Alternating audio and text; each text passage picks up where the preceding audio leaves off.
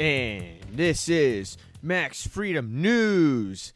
Oh, welcome to the one and only show that brings you some news. I guess it's not the one and only show. I guess it's one of the shows. But anyways, let's start with the big breaking news.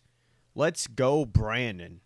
Did you ever know what that meant? A lot of people apparently don't know what Let's Go Brandon means. So I'm going to dive into the origins of what this means. Well, it all started with a little chant.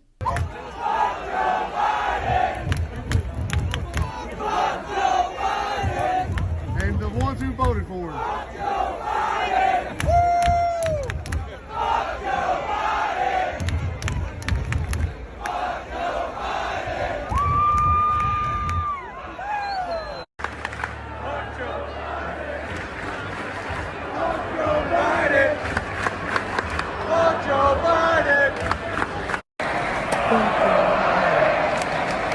Fuck Joe Biden.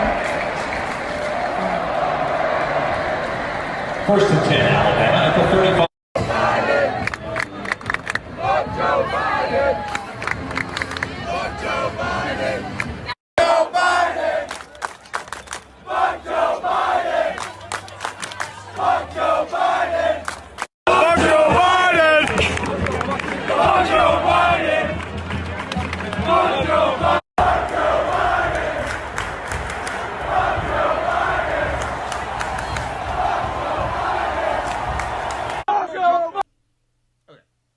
So, you get the gist, right? Everyone's screaming F Joe Biden. So, you ask, where does the Let's Go Brandon come from? Well, let me show you where the Let's Go Brandon came from. Moment.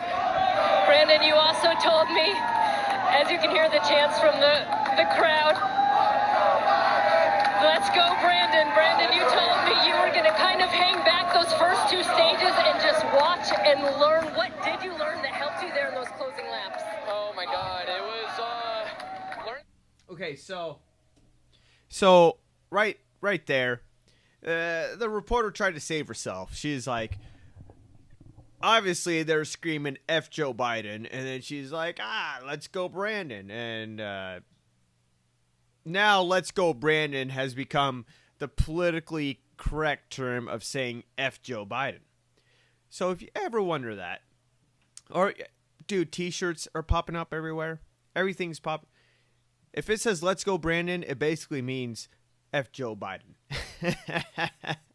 Which is fucking hilarious. Now, what's not hilarious is the supply chain, which is obviously broken. We're having issues with the supply chain right now.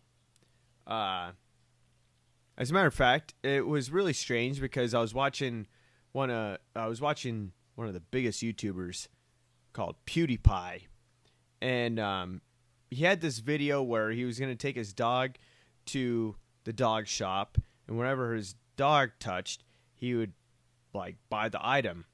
Well, it was kind of disturbing because when he went to the dog shop, the shelves were mostly empty. Look at this shit. Look at that. Look at all those empty shelves right there. Good job. They're all empty. Wait, I should bring someone to hold it with. It's kind of disturbing. No, we're Look not at all the hay. empty shelving behind him. It has to be dog Everything's empty. related. Look at that. That's the rule. Made up new rule. Everything's empty. All right, there we go. Everything on the floor apparently. Anyways, let's dude, there's a shortage of things. If you've been to the store lately, you may have been met with scenes like this. Empty shelves from the cereal aisle to deodorant and paper goods, everyday items in increasingly short supply. Data from last week shows just how widespread the problem is. 16% of beverages were out of stock at the nation's grocery stores, 14% of snack foods, and 13% of frozen items out of stock. Makes me kind of angry, like, why? It's the latest effect of shipping and distribution delays that have hampered nearly every business in America. Something is interrupted somewhere in the food chain, whether it's packaging or containers or labor or the trucking to get it off the warehouse dock. Dozens of cargo ships are still lingering out at sea, while trucks, railways, and warehouses remain understaffed. We're buying more products than ever before, whether they be online, pick up at stores, or at our big box retailers. And the American importer is struggling to keep up with that demand. Big box retailers like Target, Costco, and Home Depot are all scrambling to make sure shelves stay stocked ahead of the holiday surge. Costco and Sam's Club have started limiting how many paper products and cleaning supplies customers can buy, while Walmart, the country's largest retailer, announced unprecedented steps to make sure products arrive on time, like chartering its own cargo ships, diverting shipments through less congested ports and rail stations, and hiring more than 20,000 permanent supply chain workers to help move products through its facilities. The bargain online retailer Overstock.com is struggling to keep its warehouses stocked.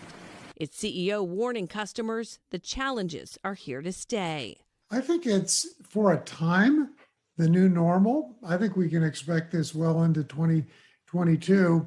So as we head into the holiday season, here are some tips for buying food and gifts.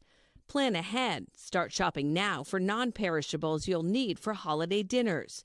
Consider buying and freezing things like turkey and other meat when you see it in stock. Look for generic brands. And build those potential price hikes into your budget. Meals and presents will probably cost more this year. All right, not what anyone wants to hear, but experts say their number one tip, guys, don't stockpile. They say you're not going to need it, and it only makes the problem worse. Yeah. But I see you're hanging on to that. Okay, so, in my opinion, this is no laughing matter. The economy is not doing very well. Now, I'd like to remind you of the presidential debate of last year. Watch this, okay? Just watch this. Question does go to you, President Trump. Imagine this is your inauguration day. What will you say in your address to Americans who did not vote for you? You'll each have 1 minute, starting with you, Mr. We have to make our country totally successful, as it was prior to the plague coming in from China. Now we're rebuilding it, and we're doing record numbers, 11.4 million jobs in a short period of time, et cetera. But I will tell you, go back. Before the plague came in, just before, I was getting calls from people that were not normally people that would call me. They wanted to get together. We had the best black unemployment numbers in the history of our country. Hispanic, women, Asian, people with diplomas, with no diplomas, MIT graduates, #1 in the class. Everybody had the best numbers. And you know what? The other side wanted to get together. They wanted to unify. Success is going to bring us together. We are on the road to success. But I'm cutting taxes, and he wants to raise everybody's taxes, and he wants to put new regulations on everything. He will kill it. If he gets in, you will have a depression, the likes of which you've never seen. Your 401ks will go to hell, and it'll be a very, very sad day for this country. Okay, so you heard Donald Trump. He basically said we're going to be headed into a Great Depression if Biden gets elected, and we are headed towards that. So, me personally, I'm fiberglass.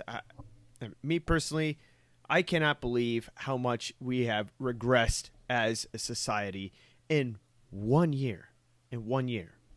Now, the clip I'm going to end this show with is a clip from 2015 when Trump started to run for office. Listen to Trump in 2015, and you'll know exactly why he ran for president and why he became president. Number one, I said you shouldn't go into Iraq anyway because you're going to destabilize the Middle East. That's exactly what happened. Then I said, once you're in, if you're leaving, keep the oil. Well, ISIS has the oil, and Iran has the oil. If they would have listened to me that way, and I was very strong. The Bush people in 2004 sent people to my office because they didn't want me to say what I was saying.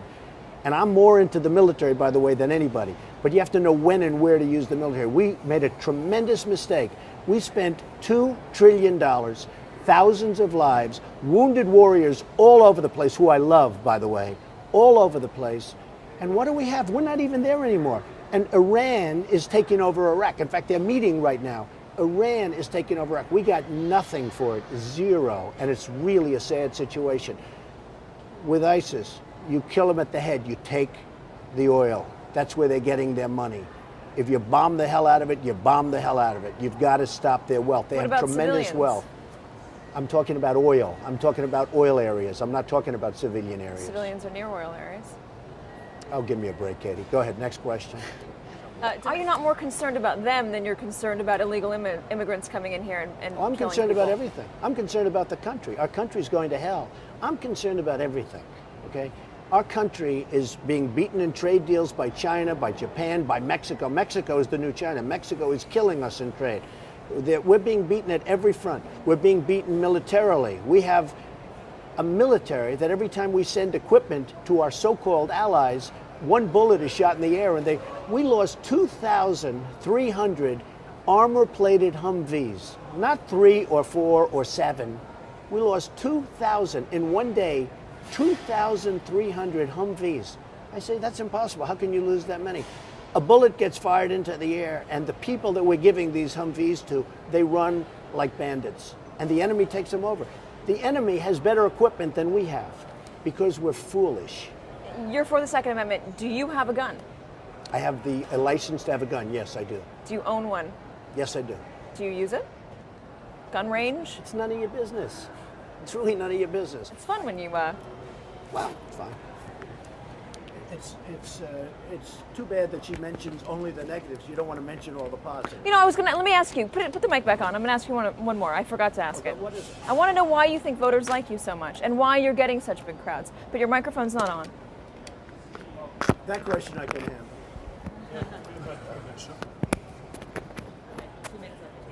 We have 2 minutes left to tape. Go ahead. So you say you're drawing these big crowds, and I was there. You drew a big crowd in New Hampshire. Don't say the way you put it. Everything's so negative. I'm not saying. Negative. I'm not saying I'm drawing. You're saying I'm drawing. You're number two. Why do people respond to you so much? I'm actually number one in Huffington Post and some others, and the new polls haven't even come out yet. Why are they responding to you so much? Because I tell the truth.